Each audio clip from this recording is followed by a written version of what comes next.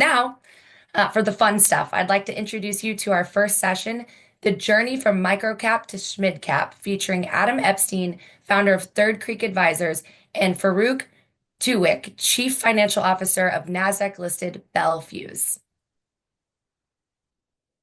Thanks, Rachel, and thanks for having me. Thanks also to NASDAQ for steadfastly supporting the small cap ecosystem with such valuable small cap focused content like the Amplify platform and programming like this. I interact with NASDAQ officers and directors all year long who constantly reference this content. It's invaluable. So thank you. So when I co-managed a special situation hedge fund for many years, I did have the opportunity to see a handful, emphasis on handful of companies move from nano cap to micro cap, and from micro cap to small cap, and from small cap to mid cap and beyond. In fairness, I wish there had been a lot more, but I did have a chance to see it. And during the last 15 years of running a firm that provides the perspective of a former fund manager to officers and directors of small cap companies regarding all of their mission critical capital markets challenges, I have been asked repeatedly, whether that evolution ever actually really happens. So Adam, you're telling me that our $75 million market cap company can really become a multi-billion dollar company? And the answer is resolutely, of course, yes. But you rarely get to hear from the executives who were in the seats for the journey. And I'm as excited as many of you are to have that opportunity this morning. As Rachel said, we have Farouq Tuweiq, who's the CFO of Bel Fuse, with us today. And prior to his tenure at Bel Fuse, Farouq was on the sell side for many years at BMO and started out his career at EY. First, good morning, at least from California. Farouq, good afternoon or evening where you are. Thanks so much for being here. Thanks, Adam. Appreciate the introduction. We're very excited and honored to be here. NASDAQ, obviously a big ally of us and our story, and support us in multiple ways. So maybe a broader thank you for the NASDAQ side. And we appreciate the opportunities to, quite frankly, just spotlight our story. And I think as we get into some of the maybe lessons we learned along the way, those are instrumental, and taking advantage of that was pretty critical. So we look forward to sharing our story with you. And hopefully it's an interesting factoid for some of the folks out there. Terrific. Well, let's get right into it. We'd like to have 2 or 3 hours with you, but in 45 minutes we're going to cover a lot of ground. So look, by any measure, your company has experienced some pretty amazing growth. If I'm right, something like 500 or 600% returns from a shareholder perspective in the last 4 or 5 years. Can you, by way of starting out, kind of walk us through obviously what the company does, but a bit about the history? Your company has a lot of history, and it would be terrific if you could also highlight some pivotal moments. And what I mean by that is maybe corporate actions or strategic decisions that were instrumental in helping drive all of that growth. Yeah, sure. So Bel Fuse, we are a global manufacturer of electronic components that our taglines power, protect, and connect electrical circuits. And we are based in New Jersey and West Orange. We have a global operational footprint with manufacturing sites in North America, Europe, and Asia. We pride ourselves on being engineering focused, hand to hand with our customers, and that's been really a recipe for our success. And we service pretty demanding customers in places like defense, commercial aerospace, rail, network, data centers, industrial. And we do a little bit of consumer as well. We generally excel in the low to medium volume type business with medium to high mix. We obviously go beyond those parameters, but that's generally our sweet spot. Over the past 15 years, we've been heavily growing both organically and inorganically. as we've done 15 acquisitions, I think over the past couple of decades here. And I point to that because we've been around for 75 years. We were founded in 1949 by our current CEO's father, who grew up in the business and took over as CEO in 2001. And I point to that because, believe it or not, we started out in the business of making fuses for black and white TVs back in 49. And then we went to color TVs and personal computing. And the theme is continuous evolution will be technology, products, competition. So obviously, we've seen the competitive dynamics change in our industry from the Asian side, overall approach to business, and just the overall level of competition. And as we said, we've really established ourselves and pride ourselves in the ability to adapt and transform technology over time. So to your comment, Adam, around, well, what sparked this? During 2020, when we were all obviously during lockdown with COVID days, our CEO, Dan, had took the opportunity, not traveling on planes and going out to really reflect on where we have been.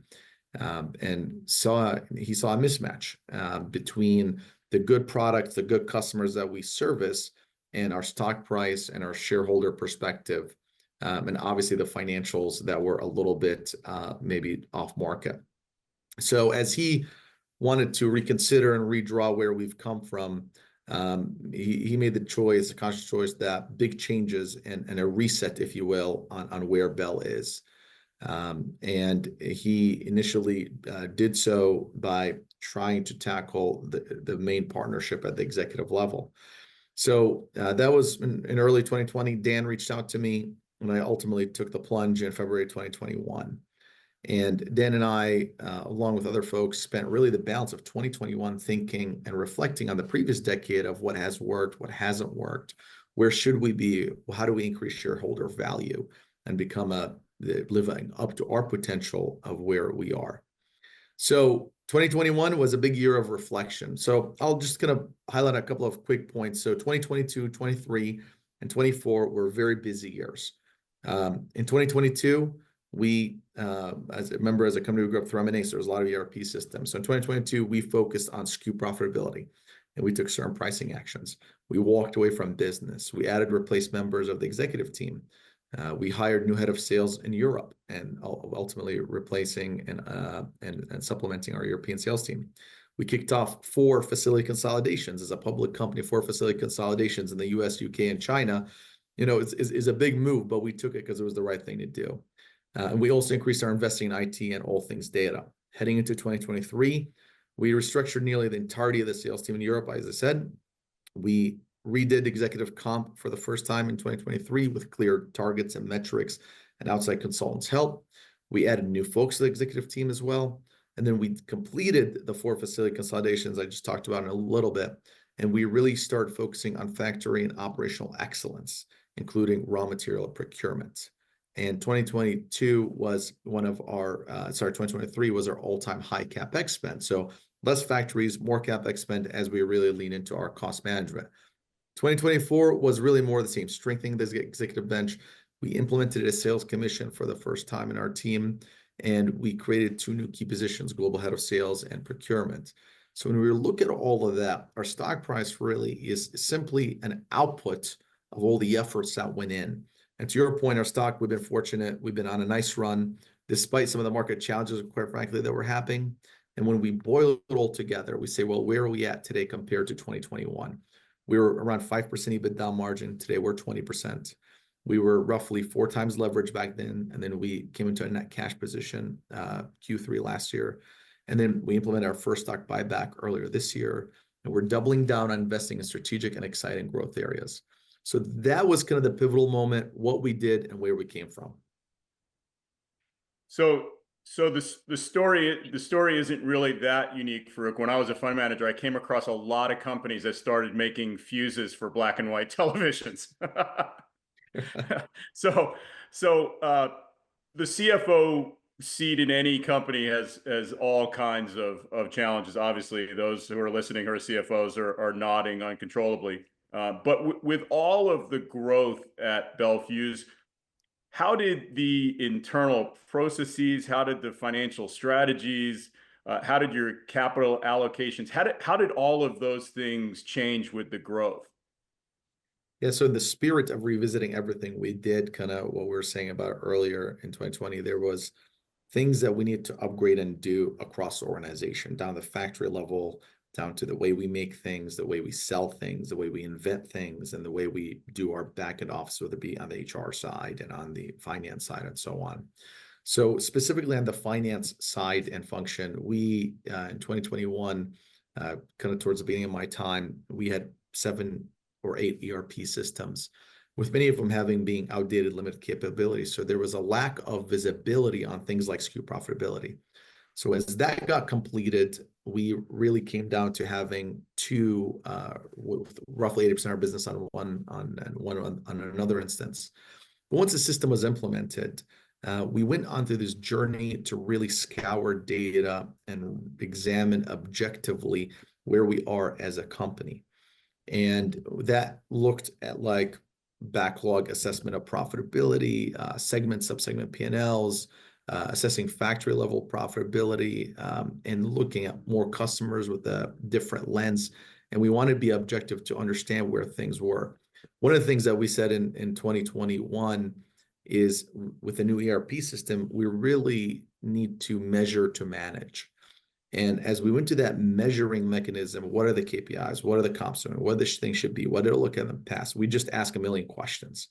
Because my experience with companies that are trying to grow and change, they really focus on managing the business, but they manage it from gut, from experience, without those measurement tools to provide some level of objectivity and north guiding stars for people to aim for. So we really wanted to get to this objective element of improvement. So we kind of did a lot of this kind of stuff as we talked about. The other thing we did, obviously, we had to close our books faster. We had to be more accurate. We started this journey. We were a little under 200 million in market caps. As you scaled, which we could talk about a little bit, the investor makeup changes. So your answers need to be more sharp, more thoughtful, more detailed. And as a result of that, we had to do it with the ARP system that allows us to get this data. So, and as we come into an large accelerated filer next year, as we've gone bigger, the stakes get higher, right? So this concept, you never arrive. It's always evolutionary, especially as people change from an investor perspective. In terms of where we want to allocate capital, again, it has to be data factual driven. Given we were 4 times leverage, initially wanted to pay down our debt and get that under control in a rising interest rate environment. Once we accomplished that, our priorities started shifting a little bit, right? So we did our first buyback program since 2012. We implemented it earlier this year.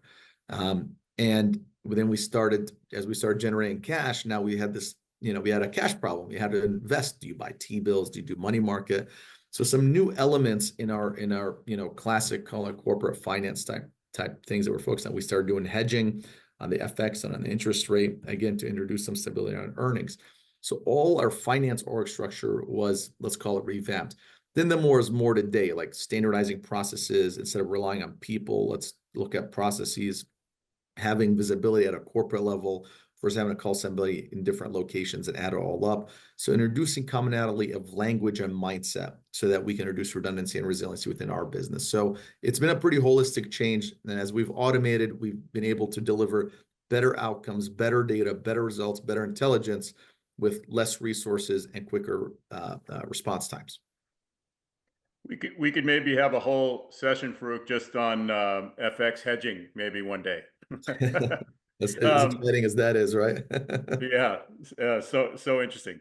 So let's switch gears a bit to kind of outward facing, and what I mean by that is how has your approach to managing Wall Street's expectations changed, and what do you prioritize in your communications with investors now versus much earlier in the journey? How has that changed?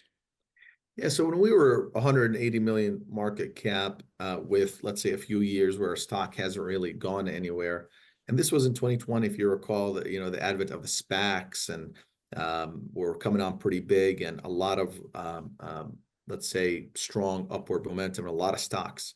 So I joined in February 2021, and we got kicked out of the Russell 2000 index in May, right? We became too small. So all of a sudden, you're not in any index. You're Yeah. in a world where everything is cool around the SPAC side of it. And then we also we were not getting out there. We were not a visible company. Historically, we would do 2 to 3 conferences a year. That's not going to cut it in a crowded field and an environment. We, I think, hadn't done an NDR since 2017, 2018. So in 2021, we said, listen, we just want to get on people's screens, right? We want people just to know who Bel Fuse is. Because as we go on this journey of transformation and change, at least people are monitoring us. And then we start building investor credibility and awareness. So that was the big thing, credibility and awareness.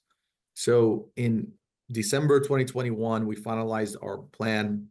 We partnered with a great IR firm. And what we did is in 2022, I think we did 13, 14 conferences versus our usual 2 to 3. We called every bank, we called every chip. We, we said, just take a chance on us. And luckily we found allies. I think we did 4 or 5 NDRs that year as well. So we started getting on people's radar. So as we started seeing improvement in our margin profile, people started noticing us. So that was kind of step one, just awareness. As we started getting more people aware and more people kind of spreading the gospel, people started writing articles about us, which was great to kind of get that advocacy. And then as a result of that, we started getting more inbounds from people.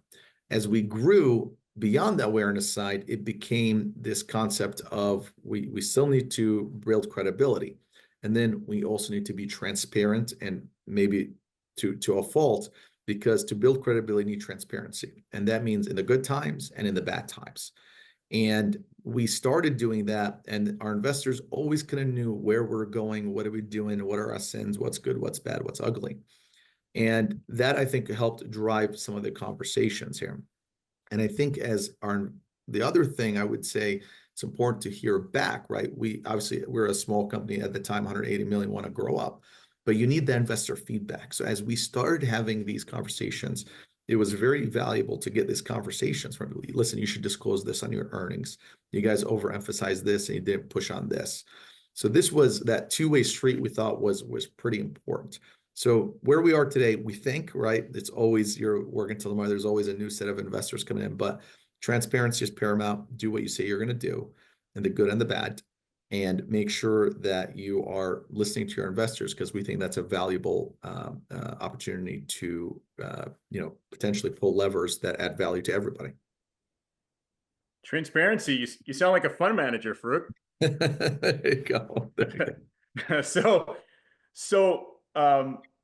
But it's interesting to hear, the journey. Has there been a discernible kind of shift in your shareholder base from kind of retail, and then from retail to hedge funds, and then from hedge funds to kind of more institutional long only? And have you had to refine your investor targeting strategy now that there's kind of more, to your point earlier, and also kind of different demand? Yeah, so I'd probably put it in 3, just our personal journey here are 3 buckets, right? So the bucket one is when you're, let's call it around the 200 mark. Those conversations, I think, were smaller investors. Let's call them maybe retail plus, right? Somebody maybe manages a little bit of money. It was really hard to get on a call with, kind of your mainstream guys that invest in the 200 to 500 range, but we got on some of those guys' radars, which was exactly what we accomplished. But that kind of initial cohort was pretty important for us because they're pretty vocal, maybe more retail, smaller investor, or retail plus. And they would, I would say, kind of focus on it in a little bit, maybe in the short term, kind of like, what does your next quarter two look like? Where's the world go? Where's the world end? And a little bit more around, I would say, let's call it shorter term. And I think we also kind of, as we started getting some more publicity, we started seeing that level change maybe around, let's call it 400 or 500, maybe 500, 600 range. So as we started going from the 200 to 500, we started getting some of these folks reaching down. They're waiting for you to get it up to that level. And then we started getting folks in here more that were trying to, kind of get you to that 400, 500, 600 level. At that level, it seemed to be slightly changed to more bigger funds, right? Slightly bigger funds. with a little bit longer horizon for a hold. Maybe they manage some family's money, some personal money, and they or maybe not focus on the next quarter or two or three, but it's what are you going to look like in the 1-2 year world that we're in. And they dug into a little bit of the story more. So the questions started becoming a little bit maybe more nuanced. Obviously, there's always exceptions, but I'd say they were deeper. They were started to focus on your sales organization. How do you develop? So a little bit more sticky type questions. And then there is obviously, as we were going through this transformation, there was a focus on how sticky is it coming out of COVID, right? This was 2022 timeframe roughly, and we had to continually improve that. So the focus on was equal, let's say, between what did you do and what will you be doing going forward. And then I would say the M&A started coming into that conversation a little bit, and along with some of what is it? How do you think about accretion dilution? And then as we scaled to that 900 level, as we approached $1 billion, we started getting also seemingly a different set of folks that start kind of reaching down a little bit, waiting for you to kind of maybe get to a more acceptable level, because obviously these folks have different equity slugs that they got to put into play, right? So as we got to that, it was more definitely larger funds, more kind of folks that we maybe hear on a more regular basis. I would say they were very focused on, they wanted to understand our turnaround, but that was maybe number two, right? Because, okay, tell me how you got here. And really the conversation shifted to, well, what are you going to do to grow? So it became let's say, I don't want to say a hardcore, but a relatively hardcore discussion around organic and inorganic growth. Because you've kind of proven out a little bit. The market these days is going against us, too much inventory in the channel in general for 2024 in the industry. So, but we've kind of proven our ability to hold our margins in a pretty difficult environment. So that is kind of, you kind of got to discover what you have in bad times. When times are good, it's very easy for everybody to make, good margins and good money. So as we went through the hard times, it proved it out, I think, to investors. And now they become more growth oriented. The other thing, obviously, is we got back into the Russell and some of these other indexes. That also was another kicker in terms of demand generation. Yeah, interesting. So we have some questions that have come in. Want to make sure we get to them. Here's a question. I'll just read it to you. One thing that I did not hear about in your presentation of the great turnaround is capitalization. Was there any secondary offering or balance sheet restructuring that occurred in this transition? Most microcaps have issues with access to capital. What did you need to do, if anything, on that front? And do you have any advice for companies who are in that position today? Yeah, no, we were over levered, right, with a low EBITDA margin, and our cash flow, let's say, it wasn't there. So our focus was, it's an interesting discussion, right? We were making 5% EBITDA margin, let's say 27% gross margin. Today we're at 36, right? So as we scaled that, we said, okay, we don't really necessarily like some of what we saw in our net working capital in terms of our receivables and how long people are taking to pay the bills. But we had to make a choice. Do we go and say, listen, we want to address pricing, and by the way, I'm going to take down your payable days? That was a little bit of too much of a tough pill to swallow. So we focus on that P&L as a pathway to generate cash flow and pay down our 4x leverage business. And as we focus on the P&L, our APS went up. Now, we understood that balance sheet items and network capital are important as well, but we couldn't hit everything at once, right? It was a little bit of a journey. So we focus on the P&L, generate cash flow, pay down your debt, opens up optionality and facility consolidation, CapEx, and so on. So we did not experience the need for, I would say I have been involved in my previous life with that situation where you do need capital. Hopefully, if that situation that you need to go through, obviously there's kind of the math to think about what's the cheapest cost for capital and all that kind of stuff. But I think there's an important user-friendly element to it, right? So who are you bringing into the story? Are they going to be a constructive partner? And are they going to be additive to you? Or are they going to be short-term oriented? So ultimately, if you need to find a solution, I would say you got to figure out how to get to yes with the least amount of pain during that journey. But I think sometimes what I've seen people that struggle with those issues is they really let perfection be the enemy of the good, right? Where it's like, we really need capital. Okay, it might come with some things were not ideal for us, but if we believe this is what's going to get us to a better tomorrow, better shareholder value, and better long-term platform, then you need to go for it, would be my kind of suggestion. So maybe not getting hung up too much on the ideal outcomes if you really are in a jam and need capital. Yeah, well, when I first started as a fund manager, one of my mentors said, it's interesting about cash needs. The only thing that solves cash problems is cash. I didn't really understand that for a while, and then I really started understanding what he meant by that. Yep. Um, so as the sticking with kind of a little the outward focusing before we kind of return inside the four walls of the company, as the company has grown, have you seen a shift in analyst coverage and media attention? And if so, how do you handle that in terms of engagement and also in managing the story of your company as it's changed pretty dramatically? Yeah, I think sometimes when I speak to my peers or kind of back in my investment banking days, people tend to think of these things as isolated lanes. The reality is you need to have a healthy symphony of inputs, right? So we talked about the investor side of it. Obviously, you got to perform, right? So you come out with your results every 3 months and say, this is what I did and this is what I'm doing. You're going to need some people to read that, and we call them investors. You're going to need analysts that believe in you because investors, especially at our size, right? And we were at the 200, 400, 500.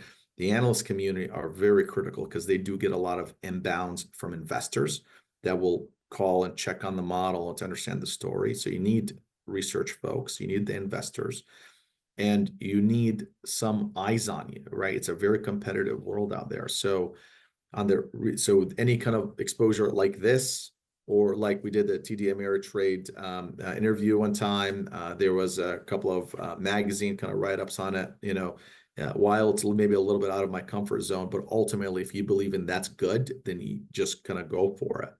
And those things along the way and being a top of mind was very critical because as we came out on a quarterly basis and did something or we did an announcement, people saw the value in that. And they saw these guys are doing stuff, right? They're on the move, they're doing what they say they're going to do, and it all goes together. From a analyst perspective, as we know, the game has changed a lot. It's expensive to do equity research. So how do you do it? And one of the things that we used to say back in 21, the results you want in 3, 4, 5 years, you got to work for those today. So back then, when we went to all these conferences, we knew we were too small for anybody to care about us, right? And people just wanted a fee. But we wanted to know who we were dealing with. So if that fee event does come or they launch research, we know who we want to be in a relationship with, who understood our story, who kind of chased us a little bit versus, right? Because if you just gonna pay a fee, everybody will jump in the room. We get that. So that's why we went to 13, 14 conferences. Partially wanted investor exposure, but we also want to understand who could potentially be our partners. And as we've gone through that journey and done it, and we've become a good story because also analysts want to sell to their clients, right? And they want to have that side of it. So if they see you as an attractive story and accessible, doing what you're going to do, that's a good thing for them. So we've had some success in picking up research without paying fees to that, right? And I think we'll have more of that. So that is key. And then on the publicity side, I would say just go for it, right? And whether it be a TD interview or we did a spotlight with the NASDAQ folks, one of the resources we're talking about, it's ultimately it's fundamentally good and gives you a marketing opportunity to kind of take that, right, and put it out to your email listserv and saying, hey, look at us, we did something, right? So institutional investors, present company excluded, by the way, can be a notoriously finicky audience, let's say, using that corporate finance word. What were some of the, let's say, unexpected challenges you encountered while scaling, especially with respect to IR and market perception? Yeah, it's we still have investors that bought in when we were 180 million market cap to all the way to $1 billion. So they're still in. And then you picked up some other people along the way, and now there's a new set of, call it, people. So I would say, I think maybe the classical perspective is all investors want the same thing. But the reality of that's not accurate, right? And you're getting input from different people that want you to do different things. So as soon as we came net cash positive, literally the next day, people start pounding the table on buybacks. And we said, okay, we're net cash. But then some people said, no, we want dividends. And, the classical approach to somebody at our size, dividends is usually not the main driver. We do pay a dividend, but usually, it's not kind of thing. And then we actually had the request of, what about a special dividend? Which was really interesting to me. And then we said, people, listen, ignore all the buybacks. I don't want to do any dividends. I want you to just do M&A. Go do M&A. Right. So it was very interesting to see how different they are. And obviously, we're taking all this feedback in. And then we're saying, okay, well, what is good for the company and where does it align, hopefully, with the majority of your shareholders? And given that you're not going to be in the business of pleasing everyone, the vocal that is not happy, you will hear it. But ultimately, I think the North Guiding Store is you want to increase shareholder value and be a good steward of investment. Be transparent, even if we disagree on something, and ultimately you try to do the best. So that's been a little bit surprising, is that divergence and of opinions, to be honest with you. But ultimately, I think, and then obviously you get some people who are long, some people who are short term, and everything in the middle. So some guys say, listen, don't return $1, just go scale this thing, because in our industry, there's real connection between multiple expansion and scale, right? Nothing too surprising there. Yeah. So it's been interesting and balancing all that input. But ultimately, we say we want that input because then it gives us the opportunity to distill it and communicate to the board versus never having that input and then getting surprised somehow. Yeah. So let's recording stopped.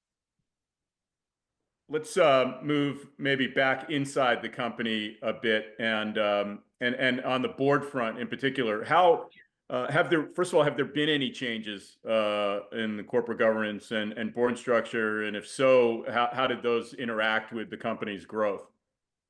Yeah, so obviously you get bigger, the stakes are higher, the demands are higher, and everything else in between, right? So as we have scaled, and back to Dan in 2020, sitting at home during the whole COVID time and kind of huddling with his advisors and the board, there was an opportunity to infuse some new perspectives on the board and introduce diversity. So in the last 4 years, we have roughly a change in 50% of our independent directors, right? And as we've gotten this new opinions and new perspectives that have really enriched our mindset on operation, right? There's a cascading impact of how that does. So, new members, we kind of did away with our old committee structure and did it to a more regular way committee structure. It was in 23 was when we said we brought an outside consultant for the first time to talk about executive comp with clear targets and metrics. We redid the board comp.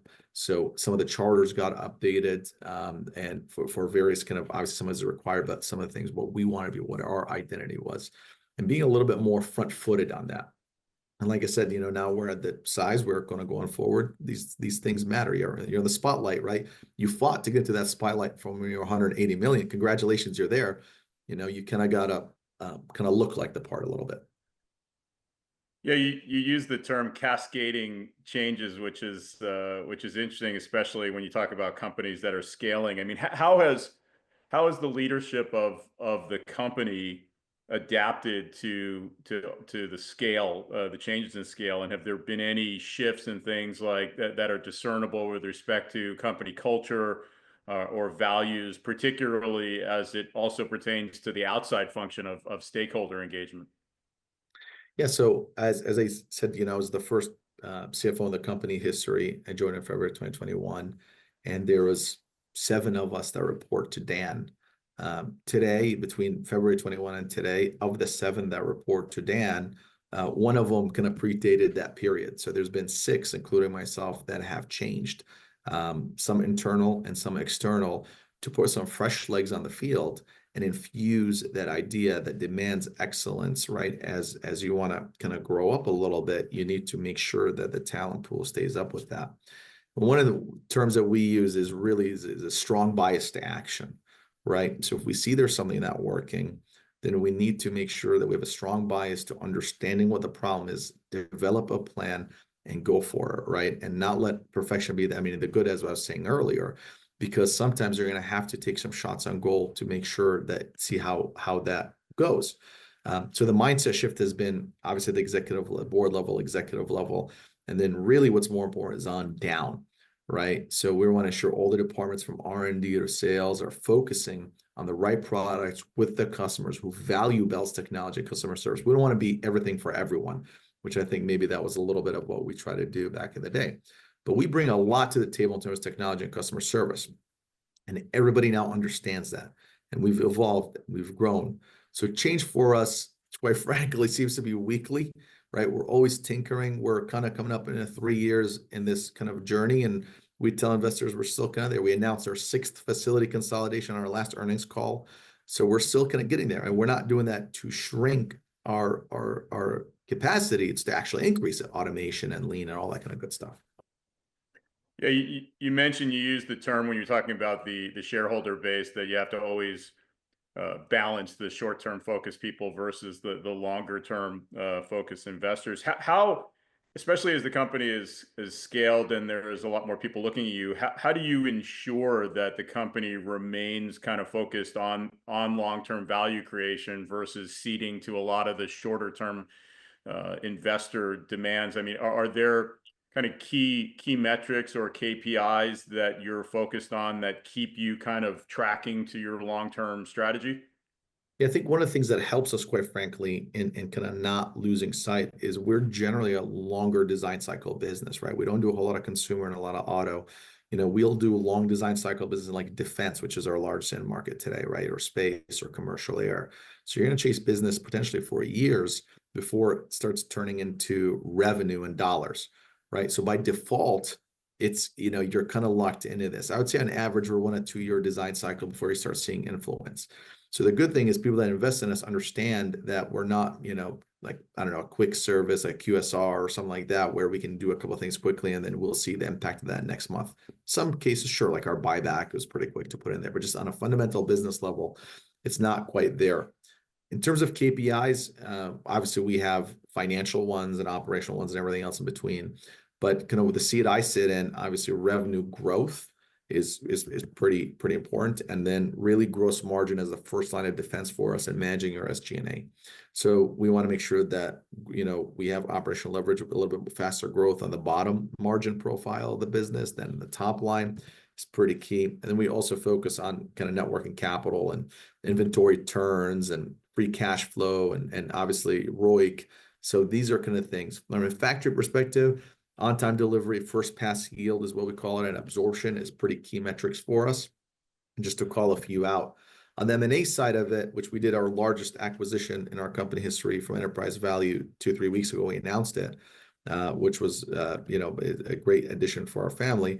Obviously, there's the math and there's the story. The math, the returns, your ROIC, your multiple you're paying, synergies, your EPS accretion dilution, let's call that the math. And then there's the story. How's it fit? How's it additive? How does it help me scale, right? Because one of the things we need to do is scale as a company because that introduces a different level of shareholder engagement. So it's pretty broad base in terms of where we focus on. And on the KPI front, Farouq, does your company benchmark against other companies in kind of similar market cap ranges when it comes to KPIs? Yep. So we keep an eye out on all folks that, whether it be narrowly or broadly compete with us in electronic components. Our industry goes a lot by end market. So if you're a sensor person or a connector person selling into defense, you're generally kind of going to grow up together in terms of growth rates. So we focus on some multi-billion-dollar folks and some of the smaller folks as well, because the size does matter. So we look at all of them and then we develop what we think is kind of the right approach, balancing what's out there. And one of the things that we say is just because we may win internally in our numbers, but if everybody else is going right and we're going left, even when you technically win because it was your target, maybe it was an off-market target. So we're very focused on kind of what the world out there is doing. So we have, I think we're down to a few minutes. So in the spirit of giving some key takeaways, I mean, obviously an amazing journey, and thanks for sharing all of these thoughts.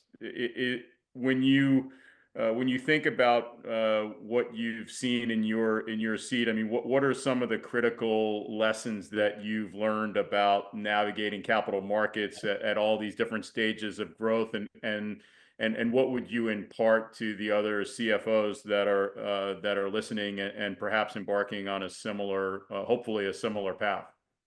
Yeah, I'll kind of give you a couple points here. Measure to manage, right? Data kind of isolates a lot of the story and the noise here and there. You need something to measure and anchor on. If you don't have it today, start measuring it today, because after, a couple of 3, 4 quarters, you're going to have trending, right? So just because you don't have it, don't not measure it.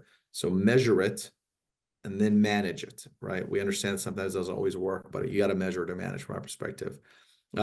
Change will always take longer than you think, but you got to keep pushing forward, right? You can't come complacent. You just got to focus on that finish line. If that finish line is a good place to be, then you kind of just got to go through it and make sure you kind of get there in a smart and expeditious manner. In terms of investors, I think you got to be active, be accessible, be transparent, and quite frankly, look at them a little bit as an asset from an intel gathering perspective. Investors talk to a lot of people. We talk to a lot of people in different end markets, sometimes competitors. So hear what they have to say. Maybe there's a nugget you're not aware of, something interesting that people highlight on their calls. They can do all the work for us, and then they distill it from a feedback versus I have to go listen to 20 calls. We obviously have our day job. So look at it as a really an asset, and kind of really leaning in. And you're not done on a journey. And then operational scaling, as you scale or shrink to grow, you have your punch list, but you can't do it all at once. And one of the things I get frustrated, and I'm a big fan of paralleling actions, but sometimes you do have to sequence because you don't want to burn out the team. Maybe the team is not tested yet in terms of turning things around. And let's not forget, we are a public company, so we don't want to blow a tire along the way. So things that inevitably will go wrong on occasion. So you need to make sure you can have a quick pivot, but focusing on that finish line if it's a good place to be. Well, terrific. I join lots of other people in listening to you and thanking you for sharing all this. Learned a lot. It's an amazing journey. Hopefully for all of you and your stakeholders, it's just it's the beginning, frankly. So, but terrific story. And I think Michael and all the other folks at NASDAQ, I think we're